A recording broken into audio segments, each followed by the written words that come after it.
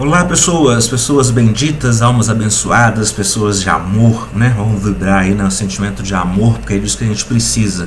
E falando em amor, se você viu o meu vídeo falando sobre o método que eu utilizo para terapia breve, né? Eu estou estudando psicoterapia, né? E agora estou na psicoterapia breve. E aí alguns atendimentos a gente vai fazendo, né? Supervisionado, claro, tal. Mas e também formei constelador como constelador familiar. E a constelação familiar, ela é assim, todo mundo acredita, às vezes não conhece, né? E muitas vezes acredita que ela é a mágica, que ela vai acontecer alguma coisa ali, um caldeirão das bruxas vai sair, vai resolver as coisas assim de uma hora para outra. E não é sempre assim. Na verdade, a gente consegue resolver sim coisas do sistema familiar, né? A gente trabalha o pertencimento, níveis hierárquicos, a lealdade dentro do clã familiar, e aí eu queria explicar um pouquinho disso aqui, sobre como que funciona isso. Eu não sei se você, mas aí fica uma pergunta que você vai ter a resposta disso já no final, como lidar com isso, porque não adianta a gente falar aqui de uma coisa da teoria e você não ter como lidar com esse sentimento e buscar ajuda para você se restabelecer e tocar o barco aí da vida para frente, né? Tocar as coisas e a vida começar a andar, porque às vezes da vida da gente fica meio parado, né? Você já se sentiu, por exemplo, fora do grupo, um peixe fora d'água, ou no local de trabalho, ou entre seus amigos, ou até mesmo dentro da família, né? Aquela chamada ovelha negra da família? O que acontece? Na verdade, nós temos regras em cada grupo, que a gente chama aqui de clã, e para pertencer a um determinado grupo, para ter aquele sentimento de pertencer, para ter aquela sensação de pertencimento, a gente é capaz de fazer milhares de coisas e até atrocidades para pertencer a um determinado grupo, às vezes como subjeção, deixar a pessoa ser o capacho do grupo, às vezes, por que não? Antigamente, né, há uns tempos atrás, as coisas não se resolviam como agora, era na matança mesmo, né, era na porrada e tudo, e isso aí gera pra gente um vínculo do sistema, né, do sistema do grupo ali, pesado. E às vezes a pessoa que cometeu, e aqui não estamos medindo culpa, porque não existe isso, a pessoa que fez aquele determinado ato e tal, ela não se teve o tempo de curar daquilo. E aquilo passa para a geração futura. E passa da geração futura até porque nós temos as regras escritas, né? Vamos falar das leis, por exemplo, da lei dos idosos, respeitar os idosos, que os idosos têm preferência na vida. Então tem essas leis. As famílias também têm as leis por escrito, pai, mãe, hierárquico, né? Tem o poder, pátrio poder, né? Na verdade não é mais pátrio poder, é o poder familiar e tudo. E aí você tem também aquelas regras não escritas, e essas são as mais perigosas, porque essas, como nós não temos como saber e prever antes, nós vamos aprendendo na vivência. E é esta vivência que às vezes ocorre de ter um travamento, e aí você às vezes fica com 40, 50, 60 anos com uma fotoimagem, porque aquilo não se resolveu como um filme, não foi passando para frente, uma fotoimagem de como você estivesse preso naquilo, como você tivesse 7 ou 14 anos, são idades chaves. Eu já falei em vídeos passados mais ou menos sobre essas idades chaves, de 7 a 14 anos, e aí você não resolve. Então, assim, eu conversei com uma pessoa e a gente está fazendo, foi um trabalho via Skype através da constelação, e aí ela me falou o seguinte: olha, eu sinto um vazio muito grande, eu já tratei isso dentro da Seixinoe. Seixinoe é uma religião que respeita muito os anteriores, né, os mais velhos e tudo, por causa da sabedoria e etc. Sabedoria a gente adquire com o tempo mesmo. Não estou falando daquele saber de você pegar um livro, conhecer a fundo as funções, por exemplo, reumáticas da sua pele, sei lá. Eu estou falando daquela sabedoria que você tem para a vida, tá? Essa sabedoria. E aí ela falou isso e tal, mas eu sempre perguntei à minha mãe se houve algum problema na gestação, e Detalhe da gestação é que muito daquilo que a gente faz e sofre é determinado lá na gestação, porque desde o útero a gente já vai sentindo coisas através da ligação, né? E a gente ouve coisas. Então, às vezes a sua mãe te rejeitou, ou a sua avó rejeitou sua mãe dentro do útero, e aí ela tem aquele sentimento, aquilo passa para você, e aí você vai tentar sempre se colocar na vida de uma maneira que você compense isso para você ter a aceitação, né? E aí essa pessoa falou isso comigo e nós fomos lidando, e aí eu vou trazer aqui até uns exemplozinhos que eu até usei na sessão. Então aqui nós temos o Tiãozinho, tá vendo? Bonitinho, uma gracinha ele, o Tiãozinho, tá? E aqui a gente tem a Maria, beleza? Tiãozinho e Maria.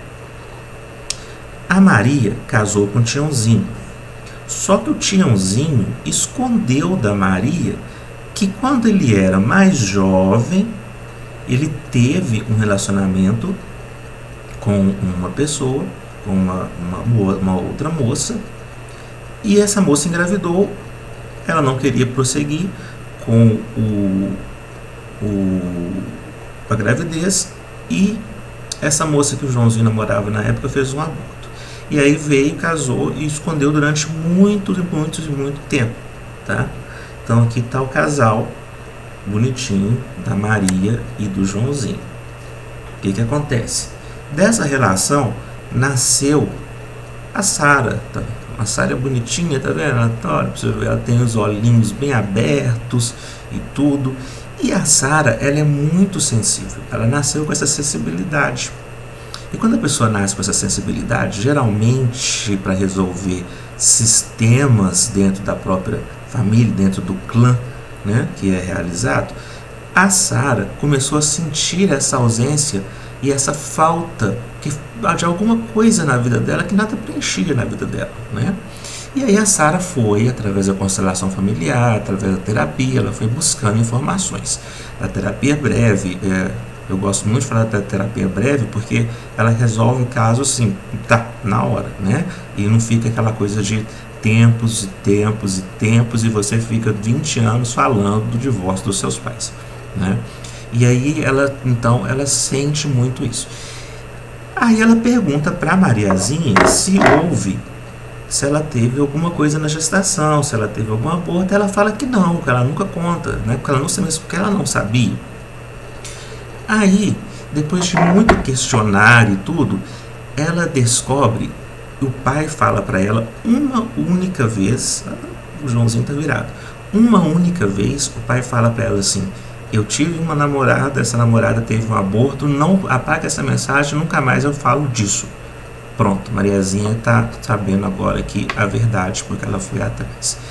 E aí, o pertencimento do clã, nada pode ser excluído, nem nada, nem ninguém. Então, esse clãzinho aqui, da Mariazinha e do Joãozinho, o Joãozinho teve uma outra filha, mesmo que ela não tenha chegado a nascer, porque ela foi abortada. E esses abortos e tudo, seja eles esporádicos ou seja eles forçados, às vezes a pessoa sufoca aquilo, né? E aí tem a falsa ideia de se auto-perdoar. Na visão de Hering, né, heringeriana, tudo você não pode falar que você perdoa coisas assim, dessa forma. Você não pode abafar e falar assim, eu perdoei e acabou. Você tem que se colocar na posição de que você aceita que você falhou e aceita as consequências daquilo e inclui aquilo na sua vida. Como ela era muito sensível e ela começou então a ter esse vazio dentro dela, ela então tratou-se dentro da sistemática do clã, né, e da sistemática aqui da constelação familiar, de integrar essa meia-irmã, essa irmã que ela ia ter, né, que ela tinha antes. E o que ela fez? Ela comprou uma bonequinha, tá? Isso é verídico aqui.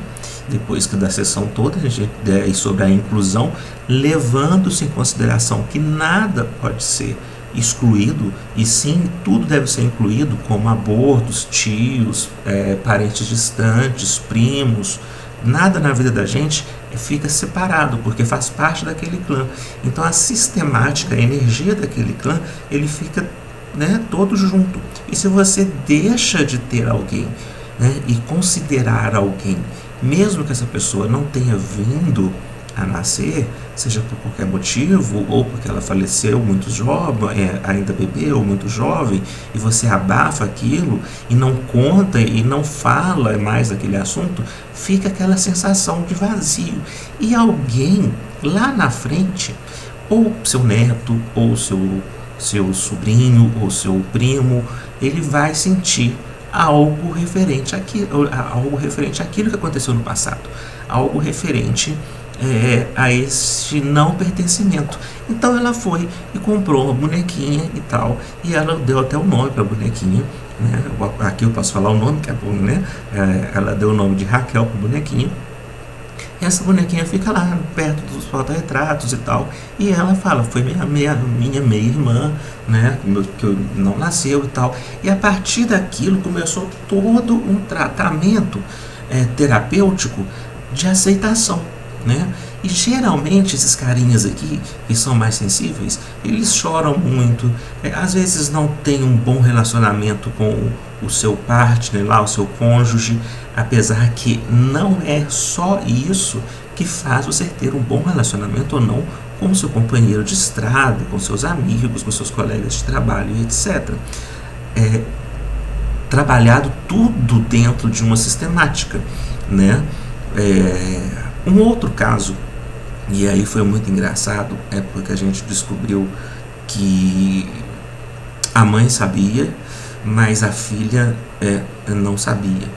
Essa mãe era um pai e uma mãe. Vamos pegar o exemplo aqui era o pai e a mãe, bonitinho.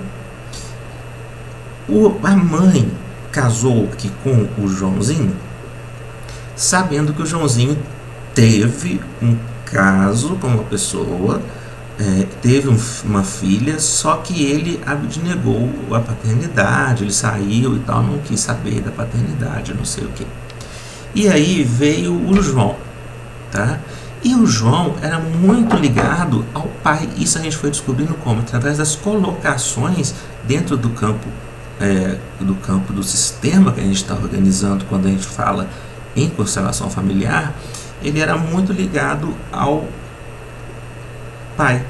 E eles sempre ficavam aqui, né? O pai sempre ligado, um sempre assim de frente ou de lado, e ele sempre querendo proteger aqui o filho e tal.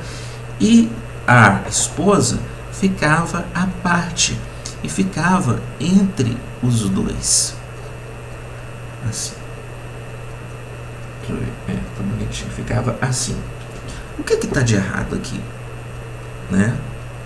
O filho, ele não tem que ficar aqui no meio entre os dois, né? O filho tem que ficar aqui, a família, e o filho, ele fica aqui, né? Ele olha para os pais dessa forma, né? E não no meio dos dois. E depois, na sistemática que nós fizemos, esse carinha aqui, o João, ele brigava muito com a Maria.